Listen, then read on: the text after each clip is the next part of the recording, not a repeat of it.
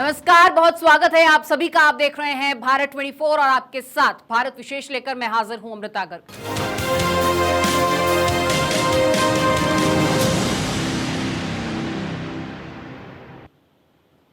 तो भारत विशेष में समरकंद में मोदी शो की बात करेंगे, जिसके साथ जय हो के लगातार नारे सुनाई दे रहे हैं।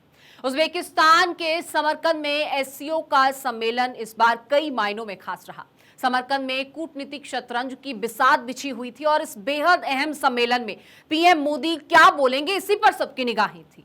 करीब 5 मिनट के अपने इस भाषण में पीएम मोदी ने नाम तो किसी देश का नहीं लिया, लेकिन उसमें संदेश सभी के लिए छिपा हुआ था और खास तौर पर चीन और पाकिस्तान के लिए। जब आप ये पूरी रिपोर्ट देखेंगे तो समझ पाएंगे कि किस कूटनीतिक तरीके से प्रधानमंत्री मोदी ने एससीओ समिट में शिरकत की और कैसे उन्होंने भारत की संतुलित नीति का बेजोड़ उदाहरण पेश किया है।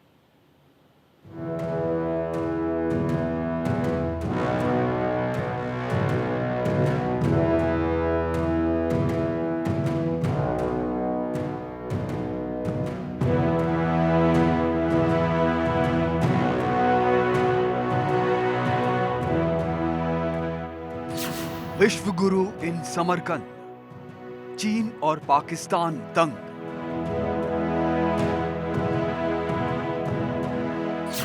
प्रधानमंत्री मोदी का मिशन, एससीओ में भारत का विजन।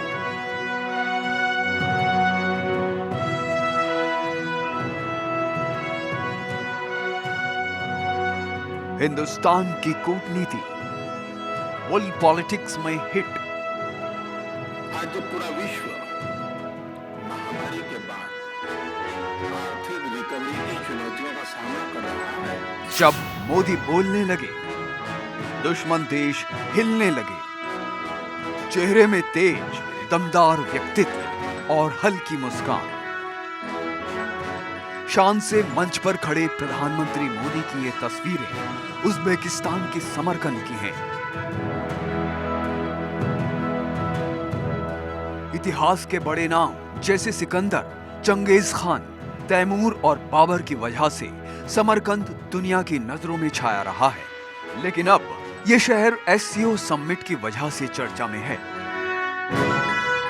जहां दुनिया के दिग्गज राष्ट्राध्यक्षों का जमावड़ा रहा। एक मंच पर रूस, चीन, भारत और पाकिस्तान के राष्ट्राध्यक्ष इकट्ठा हुए। भारत और चीन के बीच करीब 28 महीने पहले सीमा पर बढ़े तनाव के बाद पहली बार प्रधानमंत्री मोदी और चीन के राष्ट्रपति शी जिनपिंग एक मंच पर मौजूद थे। इस फोटोशूट के बाद एससीओ के पहले राउंड की बैठक हुई, जिसमें एससीओ के सुधार और विस्तार पर फोकस रहा। रीजनल सिक्योरिटी और सहयोग पर चर्चा हुई। कनेक्टिविटी को और मजबूत करने पर जोर दिया गया। व्यापार को बढ़ावा देने पर भी चर्चा हुई। प्रधानमंत्री मोदी ने एससीओ समिट को संबोधित किया। इस दौरान उन्होंने हिंदी में अपना भाषण दिया। 30% का योगदान देते हैं और विश्व की पीएम मोदी ने कहा कि भारत एससीओ सदस्यों के बीच सहयोग और विश्वास का समर्थन करता है। इस साल भारत की अर्थव्यवस्था के 7.5% की दर से बढ़ने की उम्मीद है। इसके साथ ही पीएम ने स्टार्टअप और यूनिकॉर्न के आंकड़े भी बताए। हम भारत को एक मैन्युफैक्चरिंग हब बनाने पर प्रगति कर रहे हैं। भारत का युवा और प्रतिभाशाली वर्कफोर्स को मैं स्वाभाविक रूप से कॉम्पिटिटिव बनाता है। इस वर्ष भारत की अर्थव्यवस्था में 7.5% वृद्धि की आशा है, जो विश्व की बड़ी इकोनॉमीज में सबसे अधिक होगी। हमारे पीपल सेंट्रिक डेवलपमेंट मॉडल में टेक्नोलॉजी के उचित उपयोग पर भी बहुत फोकस दिया जा रहा है। एससीओ समिट में सबसे ज्यादा जिन नेताओं पर दुनिया की नजरें टिकी थीं, वो है मोदी, पुतिन और जिनपिंग। इनके अलावा उज्बेकिस्तान, ईरान, तजाकिस्तान और किर्गिस्तान के राष्ट्राध्यक्ष भी मौजूद रहे। भारत के कूटनीतिक लिहाज से ये बैठक बेहद महत्वपूर्ण थी। दरअसल अमेरिका इस बैठक पे नजर गड़ाए बैठा था। चीन, रूस, ईरान ये तीनों ही देश इस बैठक का हिस्सा थे और न सिर्फ अमेरिका बल्कि दूसरे पश्चिम देश इन तीनों देशों से खार खाते हैं। ऐसे में विश्व पॉलिटिक्स में भारत की कूटनीति के क्या मायने हैं, ये जानना बेहद महत्वपूर्ण था।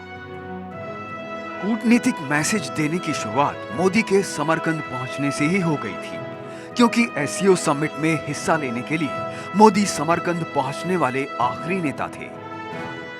मोदी न तो एससीओ नेताओं के इनफॉर्मल डिनर में शामिल हुए और न ही सामूहिक रूप से पौधे रोपने वाले फोटोशूट में।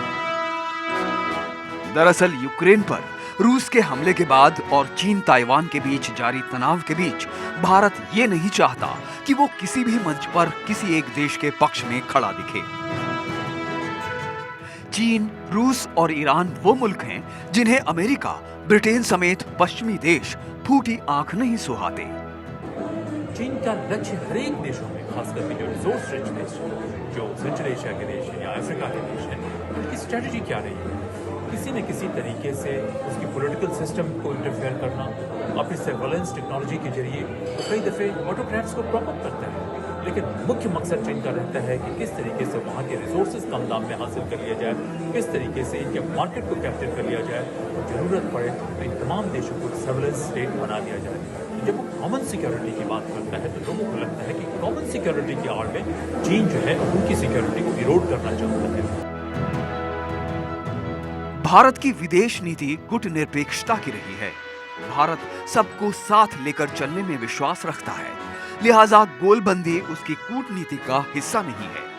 एससीओ के बहाने अगर चीन और रूस कोई कूटनीतिक जाल फेंक भी रहे हैं तो भारत उसमें फंसने को तैयार नहीं है।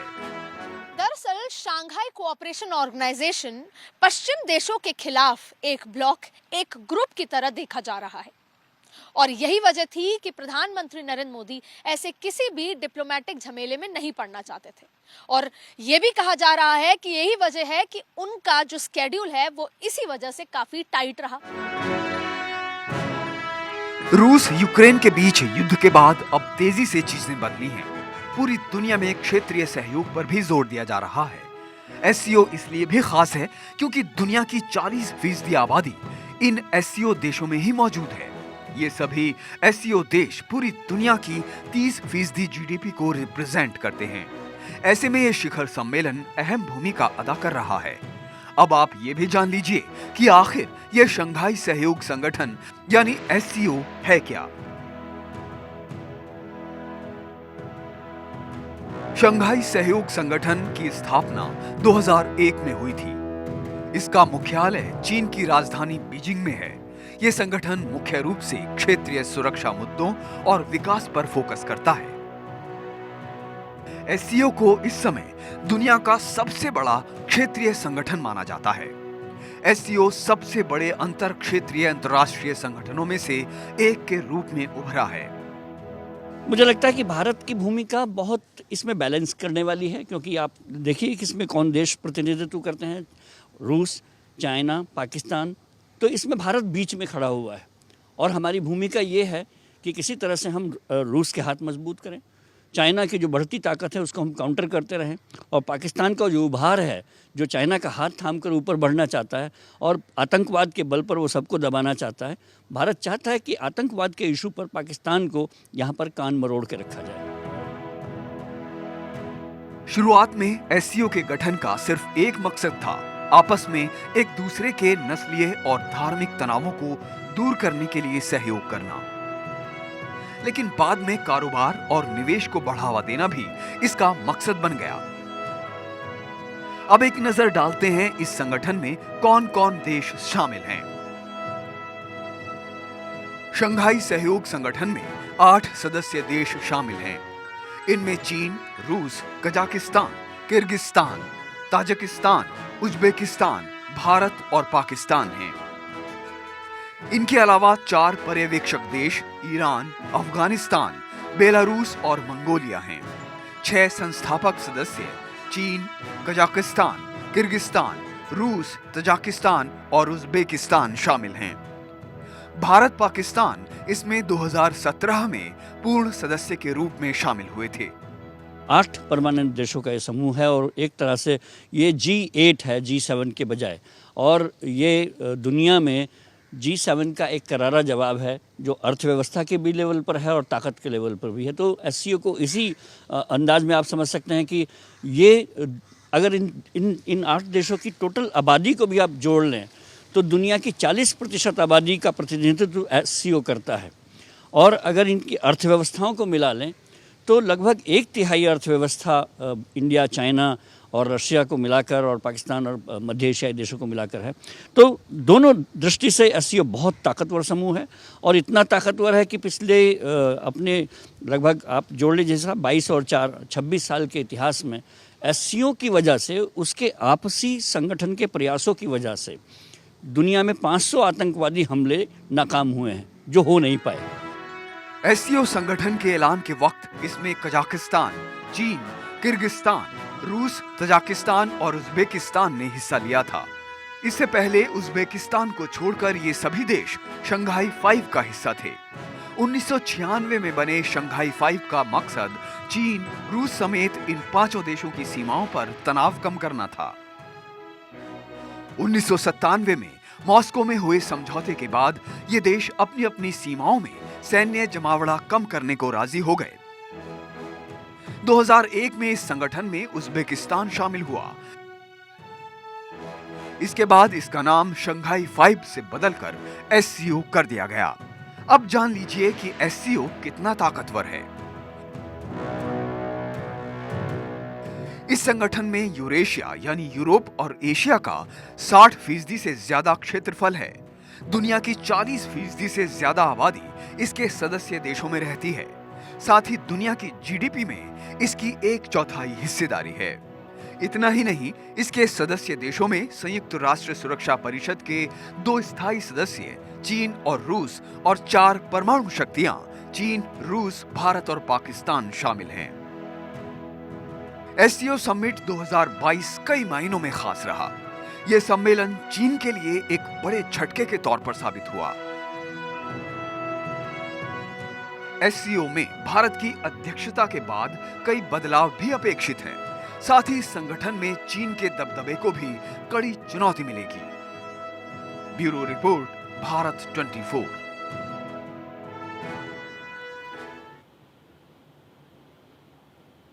तो समरकंद में पीएम मोदी और पुतिन के बीच 1-to-1 मुलाकात हुई और इस मीटिंग पर दुनिया भर की नजरें थी।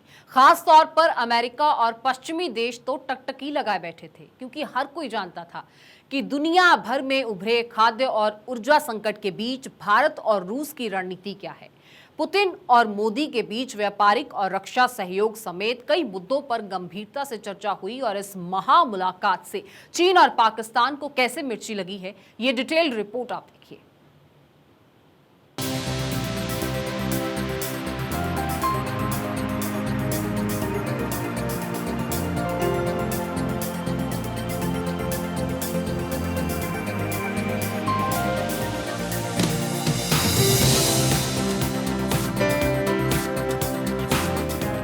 समरकंद में प्रधानमंत्री मोदी ने हाथ तो सभी राष्ट्राध्यक्षों से मिलाया, लेकिन जिस पर पूरी दुनिया की नजरें टिकी थी वो थी मोदी और रूस के राष्ट्रपति पुतिन के बीच मुलाकात। इस मुलाकात को अमेरिका, चीन समेत पूरी दुनिया ने बड़े गौर से देखा।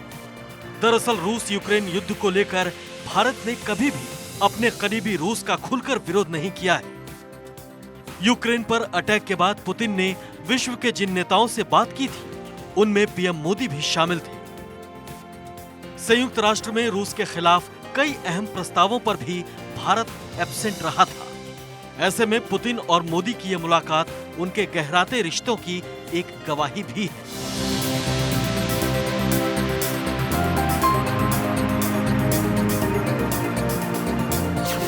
मोदी पुतिन के बीच क्या हुई बात? द्विपक्षीय वार्ता में मोदी और पुतिन के बीच रूस और भारत के रिश्तों को लेकर चर्चा हुई। दोनों नेताओं के बीच एशिया पैसिफिक रीजन से जुड़े मुद्दों पर बातचीत हुई। फूड सिक्योरिटी और स्ट्रेटेजिक स्टेबिलिटी पर भी मंथन हुआ। एशिया पैसिफिक रीजन से जुड़े मुद्दों पर भी चर्चा हुई। रूस के राष्ट्रपति पुतिन ने पीएम मोदी को जन्मदिन की बधाई भी दी। 24 फरवरी के बाद से भारत के प्रधानमंत्री नरेंद्र मोदी और रूस के राष्ट्रपति पुतिन के बीच में 4 बार फोन पर बातचीत हो चुकी है। युद्ध के मसले पे भारत का स्टैंड अपना साफ है। वो ये मानता है कि जब तक ऐसे मसले पर शांतिपूर्ण तरीके से बातचीत नहीं हो तब तक उसका समाधान नहीं निकल सकता। और भारत का ये स्टैंड क्लियर है कि डायलॉग और डिप्लोमेसी के बिना ऐसे मसलों का रास्ता साफ नहीं हो सकता। 24 फरवरी के बाद पीएम मोदी और राष्ट्रपति पुतिन के बीच 4 बार बात हो चुकी है। हालांकि भारत युद्ध के मुद्दे पर अपना रुख पहले ही साफ कर चुका है कि इस मुद्दे का शांतिपूर्ण तरीके से समाधान होना चाहिए। भारत ने कहा था कि किसी भी मसले को सुलझाने के लिए आपसी बातचीत ही बेहतर रास्ता है।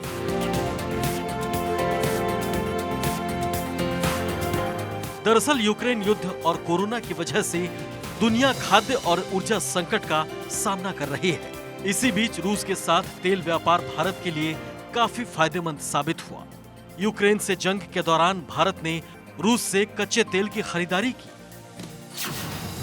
भारत ने इस साल की पहली तिमाही में रूस से 6.6 लाख टन कच्चा तेल आयात किया।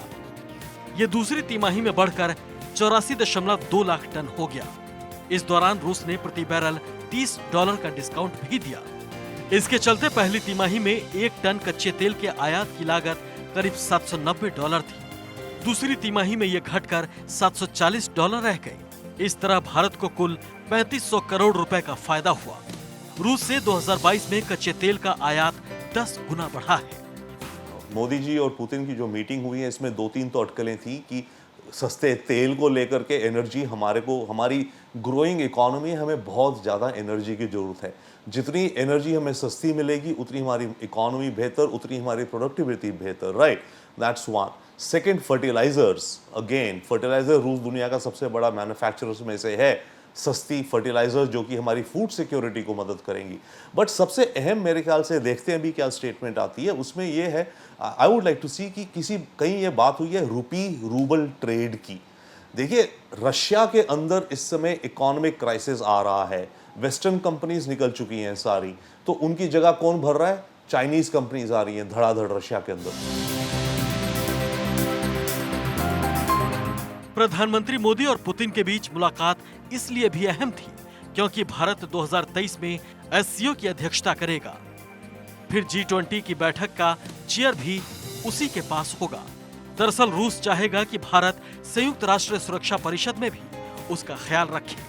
वैसे भी भारत ने अहम मुद्दों पर अपने करीबी दोस्त की मदद की है। पाकिस्तान को हजारों करोड़ के F-16 फाइटर जेट देने वाले अमेरिका की भी इस मीटिंग पर खास नजर थी। अमेरिका ने रूस के खिलाफ भारत को सख्त स्टैंड लेने के लिए कई बार मनाने की कोशिश की, लेकिन भारत ने अपने हितों का ख्याल रखते हुए तटस्थ रुख अपनाए रखा। अमेरिका रूस को दुनिया में अलग थलग करने के लिए भारत की पूरी मदद चाहता है, लेकिन भारत अपने ऊर्जा और सैन्य जरूरतों को ध्यान में रखकर अलग नीति पर चल रहा है।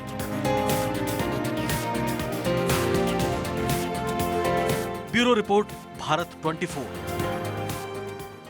आतंकियों को पाल रहे पाकिस्तान को एक बार फिर से भारी बेइज्जती का सामना करना पड़ा। एससीओ के इस मंच पर ना तो वो मसूद अजहर पर जवाब दे पाया और ना ही दहशतगर्दी के खात्मे पर कोई खास प्लान बता पाया, लेकिन हर बार की तरह उसने आतंकवाद खत्म करने का राग जरूर अलापा, जो वो अक्सर करता हुआ नजर आता है। क्या है एससीओ की बैठक में पाकिस्तान के प्रोपेगेंडा की पूरी स्टोरी, इस रिपोर्ट के जरिए आपको बताते हैं।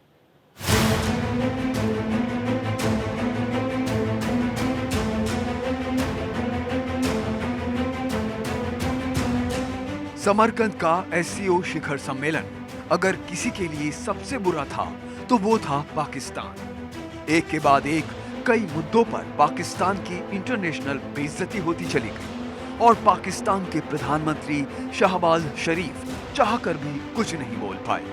पीएम शरीफ साहब, एक छोटा सा सवाल ले लीजिए सर। चाहे वो आतंकी मसूद अजहर का सवाल हो, पाकिस्तान में बाढ़ का मुद्दा हो या फिर पाकिस्तान के FATF से निकलने का, सभी मुद्दों पर पाकिस्तान अपनी किरकिरी करवाता चला गया। समरकंद में जब पाकिस्तानी पीएम शहबाज शरीफ से आतंकी मसूद अजहर पर एक्शन के बारे में पूछा गया तो उन्होंने कैसे चुप्पी साध ली, खुद देखिए। पीएम शरीफ साहब, एक छोटा सा सवाल ले लीजिए सर। पीएम साहब